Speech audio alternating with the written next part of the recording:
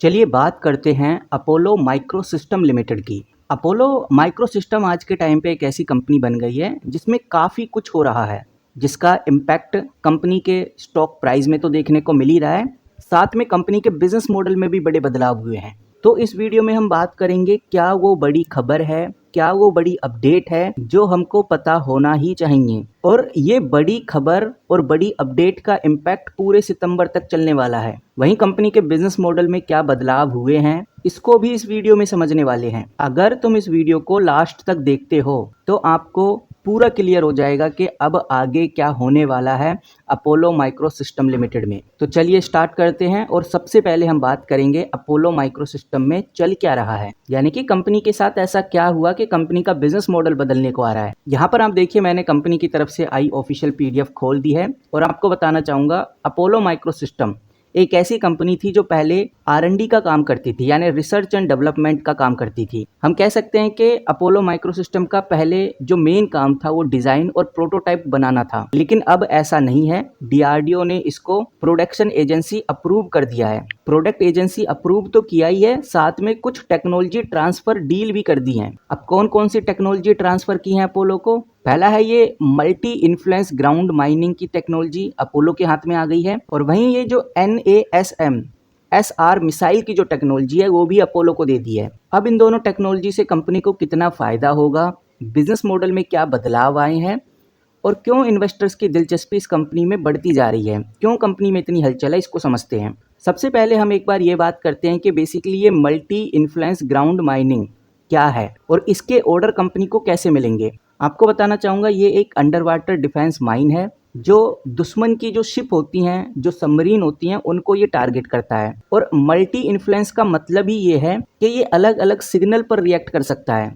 जैसे कोई magnetic field आ रहा हो आसपास, कोई साउंड का कोई सिग्नल आ रहा हो, प्रेशर वेव आ रहा हो, ये magnetic field, sound, pressure wave ज़्यादातर शिप से ही निकलती हैं और ये इन सब को डिटेक्ट करता है। इसीलिए इसको एक स्मार्ट माइन बोला गया है। ये अपने आप डिटेक्ट करके एक्टिव भी हो जाता है, और DRDO ने इस टेक्नोलॉजी को अपोलो को दे दिया है। मतलब अब इस माइन का जो मास प्रोडक्शन है वो अपोलो ही करेगा। अब सवाल ये आता है, क्या आर्म फोर्स यानी इंडियन नेवी, एयरफोर्स या इंडियन आर्मी से क्या इसके ऑर्डर आते हैं? तो आपको बताना चाहूँगा, अभी तो DRDO ने सिर्फ अप्रूवल दिया है, यानी टेक्नोलॉजी ट्रांसफ़र की है।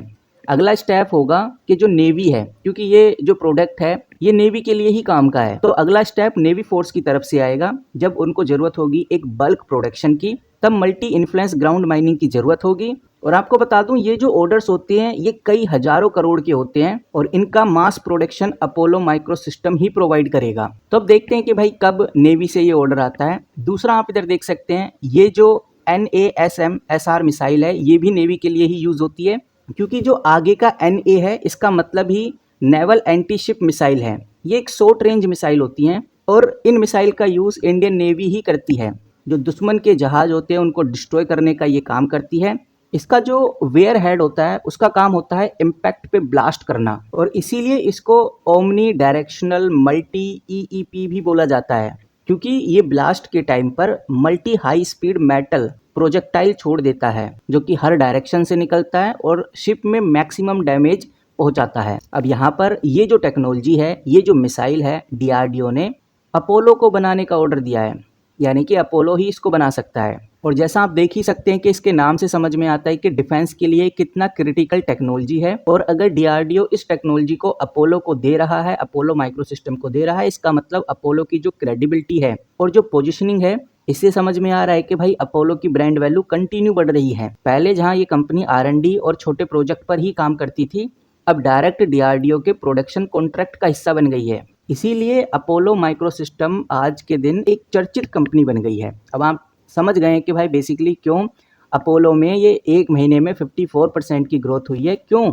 6 महीने में 142% की ग्रोथ हुई है। यहाँ पर हमें ये भी नहीं भूलना चाहिए कि जो डिफेंस प्रोडक्शन का साइकिल होता है ये लॉन्ग टर्म होता है, 5 से 10 साल तक के कॉन्ट्रैक्ट्स हमें देखने को मिलते हैं, और जब कंपनी के हाथ में कोई भी बड़ा कॉन्ट्रैक्ट लगेगा तो उस दिन से कंपनी का जो रेवेन्यू है वो स्टेबल हो जाएगा और रिकरिंग हो जाएगा। इतना ही नहीं, जब ये कंपनी रिसर्च एंड डेवलपमेंट और छोटे कॉन्ट्रैक्ट्स के ऊपर काम करती थी उस टाइम भी कंपनी ने अच्छी खासी ग्रोथ दिखाई है। कंपनी पहले 75% का जो रेवेन्यू है जो सेल है वो R&D से ही आता था, लेकिन अब चीज़ें बदलने वाली हैं और इस साल से अगर आप एस्टीमेट उठाकर देखेंगे तो बिज़नेस मॉडल कंपनी का चेंज हुआ है। 40% कंपनी का प्रोडक्शन से अब आएगा, 60% कंपनी का डेवलपमेंट यानी रिसर्च एंड डेवलपमेंट से आएगा।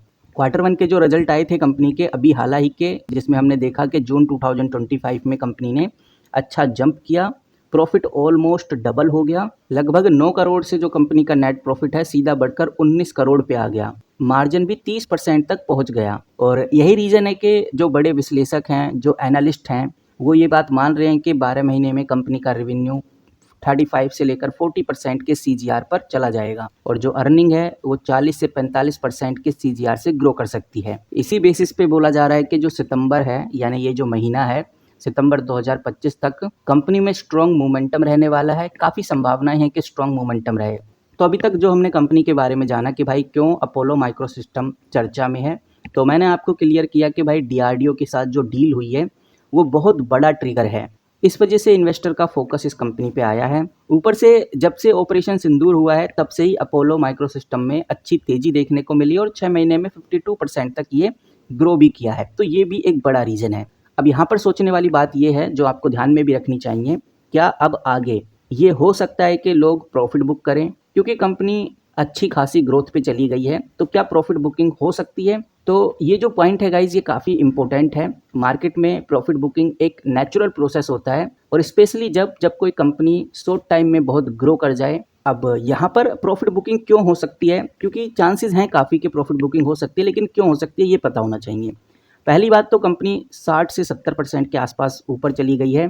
पिछले कुछ हफ्तों में ही आप अंतर देख सकते हैं। वैल्यूएशन ऊपर से कंपनी की काफ़ी हाई हो चुकी है क्योंकि जो कंपनी का PE है 132 पे चला गया है, जो कि बहुत ज़्यादा है। डिफेंस सेक्टर के एवरेज से काफ़ी ज़्यादा PE हो चुका है। तो कह सकते हैं कि शॉर्ट टर्म में यानी 1 से 3 महीने में प्रॉफिट बुकिंग हो सकती है। थोड़ा करेक्शन हमें देखने को मिल सकता है, 10 से 15% तक हमें प्रॉफिट बुकिंग देखने को मिल सकती है।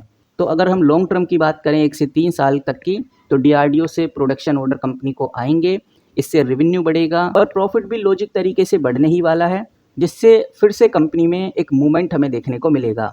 वहीं हमें ये भी नहीं भूलना चाहिए कि अगर प्रॉफिट बुकिंग होती है तो कुछ बड़े विश्लेषक एक डिप का इंतजार भी करेंगे और एक अच्छी डिप पे एंट्री भी ले सकते हैं, बिकॉज वो जानते हैं कि कंपनी का बिजनेस मॉडल एक पॉजिटिव डायरेक्शन में बदल गया है और कंपनी को अब आगे अच्छे प्रोजेक्ट और अच्छे ऑर्डर मिलने की संभावना है। तो अभी कह सकते हैं कि DRDO का प्रोडक्शन पाइपलाइन, डिफेंस, इंडिजिनेशन की वजह से कंपनी की स्टोरी अभी स्ट्रॉन्ग है। अब देखते हैं कि भाई आगे क्या होता है, क्या सिचुएशन हमें देखने को मिलती है। फिलहाल आप कैसे देखते हैं अपोलो माइक्रोसिस्टम लिमिटेड को, कमेंट करके बता सकते हैं। जैसी कंपनी को लेकर कोई बड़ी अपडेट, कोई बड़ी न्यूज़, कोई बड़ी खबर आती है तो आपके साथ ज़रूर शेयर करूंगा। इस वीडियो में इतना ही, मिलते हैं किसी नई वीडियो के साथ, तब तक के लिए take care and good bye.